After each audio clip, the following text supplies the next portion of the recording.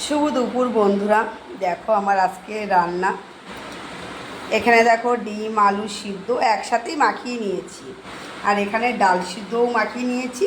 কালকের একটু তরকারি রয়েছে, আর রয়েছে একটুখানি চাটনি। এই হচ্ছে দুপুরে রান্না। কি করব বন্ধুরা, তোমরা তো জানোই আমি এইভাবে রান্না করি না।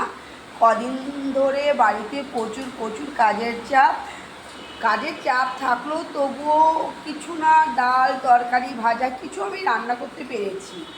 আজকে আমি এতই ব্যস্ত যে আমি কিছুই রান্না করতে পারিনি।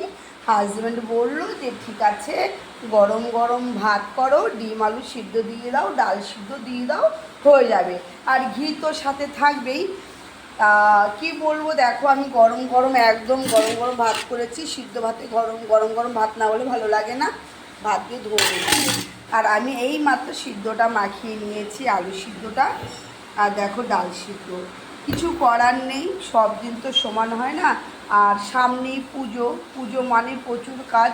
তাই এই তোর আয়োজন, আজকে এই আয়োজন করেছি। যাই হোক, একটু আধটু খেতে হয়, কি বলো, তাই তো?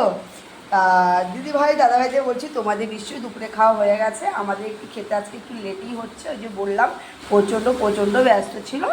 যাই হোক, এবার আমি খেতে দিয়ে দেবো, আমিও খেতে বসে পড়বো, তোমরাও খেতে বসে পড়ো। যাই হোক, অনেক অনেক শুভেচ্ছা ভালোবাসা রইলো।